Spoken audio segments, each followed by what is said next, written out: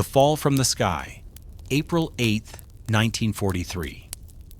27,000 feet above Köln, Germany. Frost clung to the canopy of Oberleutnant Hans Becker's Messerschmitt Bf 109 as the sun fractured across the contrails of dozens of aircraft clawing at the cold sky. His oxygen mask hissed with every breath. The mission had started as a standard interception, scramble orders against another incoming formation of American bombers. But within minutes, the air was alive with chaos. Tracers arced like glowing needles.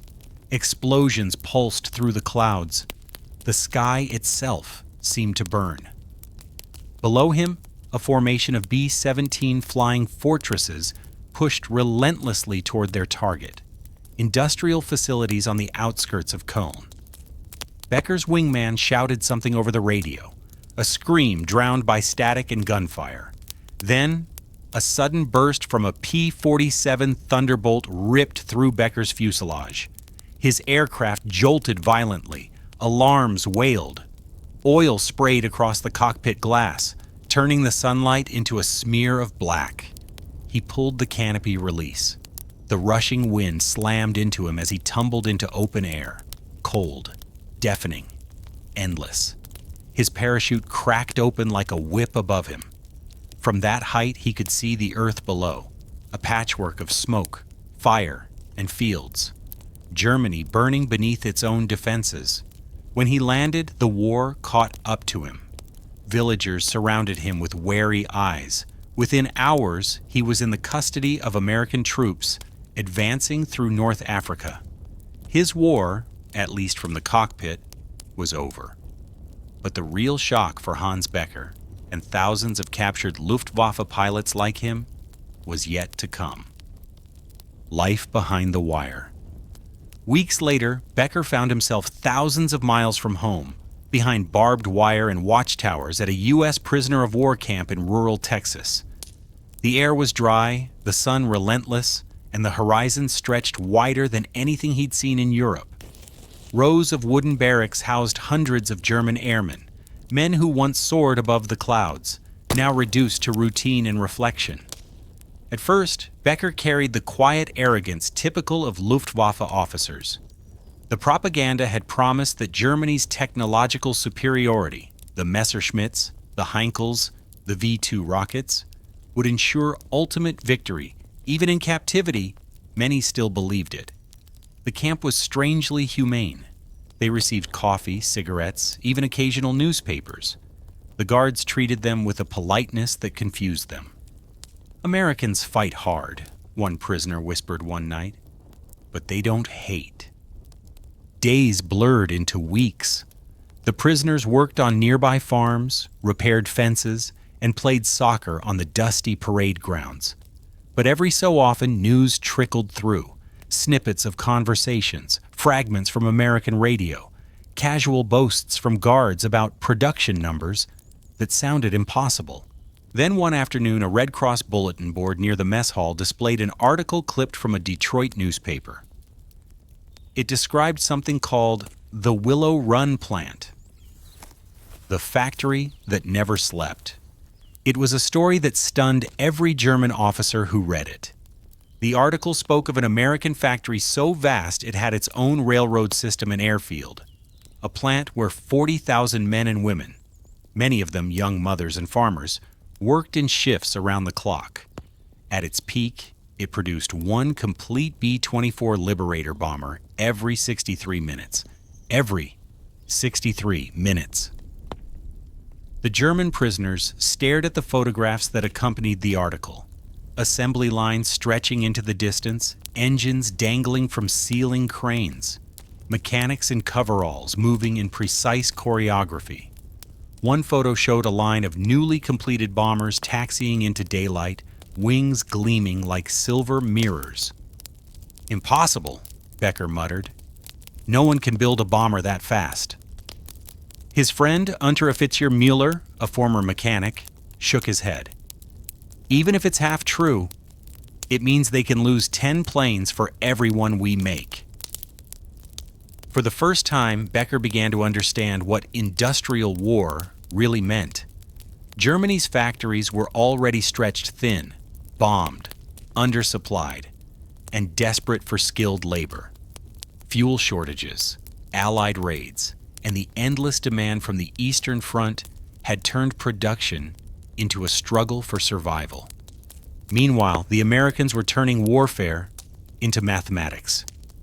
They weren't just fighting battles, they were manufacturing them. The power of production. The next time Becker overheard a guard mention Detroit Arsenal and Rosie the Riveter, he listened.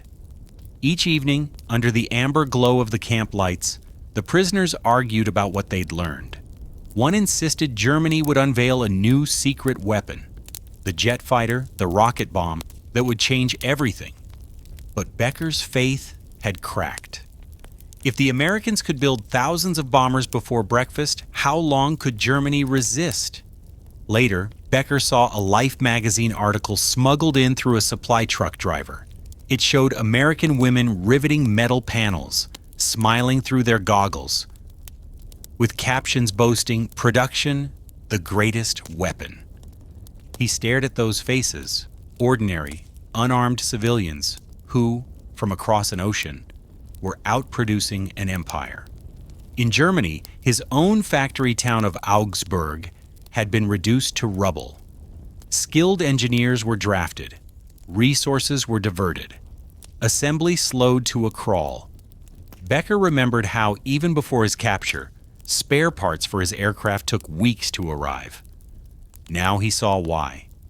Germany wasn't just losing in the air, it was losing on the factory floor. Realization of defeat. By late 1944, the tone in the camp had changed. The prisoners no longer boasted of a final victory. They whispered instead of survival. News of Allied advances, of Normandy, of the crumbling Eastern Front, filtered through the fences. Becker often sat alone on the barracks steps at dusk, watching the Texas sun melt into the horizon.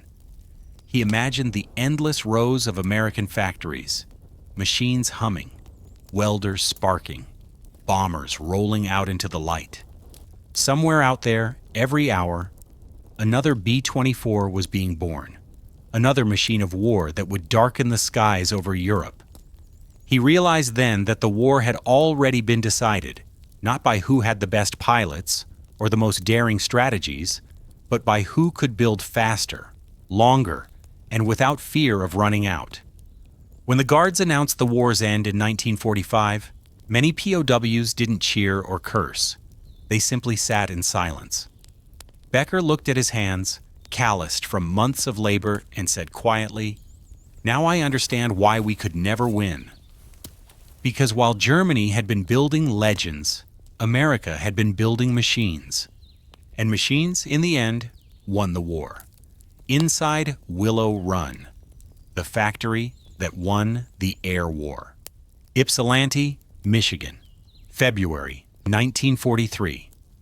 Before dawn, the Willow Run plant was already alive. The air outside was brittle with frost, but inside, under a sea of fluorescent lights, an army of workers marched to their stations. The sound hit you first, a thunderous symphony of hammers, drills, and roaring conveyors that never stopped. The smell of oil, metal, and sweat hung thick in the air. The factory stretched over a mile long, more than 3.5 million square feet of relentless motion. It was Henry Ford's audacious experiment to build bombers the same way he built cars. Every rivet, every bolt, every spark was part of an industrial choreography so vast that it seemed mechanical and human at once. On one end of the plant, raw aluminum sheets were fed into presses the size of small houses. On the other, completed B-24 Liberators, massive four-engine bombers capable of flying 2,000 miles and carrying 5 tons of bombs. Rolled into the open air, their polished wings reflecting the winter sun. It took the British Royal Air Force months to build one bomber by hand. Willow Run built one every 63 minutes, the miracle of mass production. At the heart of Willow Run was efficiency. Ford's obsession turned into war strategy. He believed that the same methods that once made the Model T affordable could win a global conflict. But nothing about this was simple. The B-24 Liberator was one of the most complex machines of its time, with more than 1.2 million individual parts. Ford engineers redesigned the process from scratch. Instead of small workshops scattered across cities, every stage of production, from forging the landing gear to assembling the bomb bay, was unified under one roof. The factory's main assembly line was nearly a mile long. Airplanes began as skeletal frames at one end and emerged as fully armed bombers at the other, complete with engines, gun turrets, and paint. The line itself bent in the shape of a giant L, a design choice made so that finished aircraft could roll directly onto Willow Run's private airfield, ready for test flights. Shift changes were like military operations. Thousands of workers poured through the gates at 6 a.m. and again at midnight. Men and women, farmers, students, mechanics, mothers, wore the same oily uniforms, their faces streaked with aluminum dust. They called themselves soldiers of the home front, and they were Rosie and the River of Steel. Rosie the Riveter wasn't just a poster here, she was real. Her name might have been Evelyn, or Mary, or Dolores. Some were housewives who'd never held a wrench. Others were former secretaries, waitresses, or farm hands. But here, they learned fast. With scarves tied over their hair and goggles strapped tight, women lined the catwalks and platforms of the plant, welding and riveting side by side with men. Every clang echoed like a drumbeat of defiance. They built wings wider than houses, riveted skins so thin they rippled under heat, and wired instruments that guided pilots thousands of miles away over enemy territory. Many of them had sons, brothers, or husbands flying in those very bombers. One forewoman, Ruth Elder, wrote in her diary, "We build them like our boys' lives depend on it, because they do." By 1944, Willow Run employed over 42,000 people, including more than 14,000 women. The cafeteria ran 24 hours a day. Buses shuttled workers from Detroit, Ann Arbor, and towns miles away. It wasn't just a factory, it was a city of motion, awake around the clock, producing the wings of freedom.